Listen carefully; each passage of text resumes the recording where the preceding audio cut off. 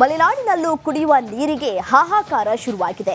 ನೀರಿಲ್ಲದೆ ತತ್ತರಿಸಿರುವಂತಹ ಕಾಡು ಪ್ರಾಣಿ ಪಕ್ಷಿಗಳ ದಾಹ ತಣಿಸುವುದಕ್ಕೆ ರೈತರೊಬ್ಬರು ತಮ್ಮ ಕೊಳವೆ ಬಾವಿ ನೀರನ್ನ ಬತ್ತಿರುವ ನದಿಗೆ ಹರಿಸುವ ಮೂಲಕ ಮಾನವೀಯತೆ ಮೆರೆದಿದ್ದಾರೆ. ಈ ಕುರಿತ ಒಂದು ರಿಪೋರ್ಟ್ ಇಲ್ಲಿದೆ ನೋಡಿ.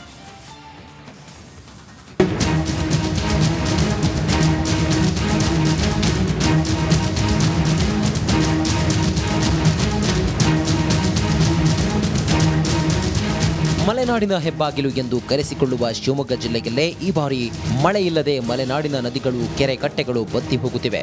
ಇದರಿಂದ ಕಾಡು ಪ್ರಾಣಿ ಪಕ್ಷಿಗಳು, ಜಾನುವಾರುಗಳಿಗೆ ಕುಡಿಯುವ ನೀರಿನ ಸಮಸ್ಯೆ ಎದುರಾಗಿದೆ.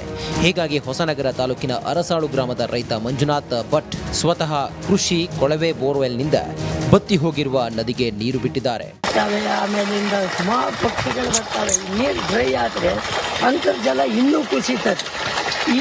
ಈ ಲೆವೆಲಲ್ಲಿ 5 ಅಡಿ ಮೇಂಟೈನ್ ಮಾಡಿದ್ರೆ ಇದು ಈ ಲೆವೆಲಲ್ಲಿ ಮೇಂಟೈನ್ ಆದರೆ ಎನಿ ಟೈಮ್ ನಮ್ಮ ತೋಟ ಗೀಟ ಎಲ್ಲ ಹಸಿರಿರುತ್ತೆ.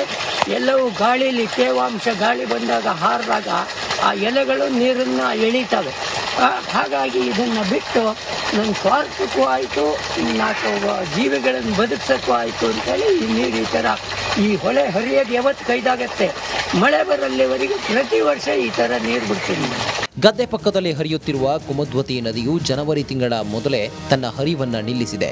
ಹೀಗಾಗಿ ಜಾನುವಾರುಗಳಿಗೆ ಹಾಗೂ ತಮ್ಮ ತೋಟಕ್ಕೆ ಅನುಕೂಲವಾಗಲಿ ಎಂದು ತಮ್ಮ ಜಮೀನಿನ ಕೃಷಿಗಾಗಿ ಇದ್ದ ಕೊಳವೆ ಬಾವಿಯ ನೀರನ್ನ ನದಿಯ ಒಡಲಿಗೆ ಪೈಪ್ಲೈನ್ ಮೂಲಕ ತುಂಬಿಸುತ್ತಿದ್ದಾರೆ.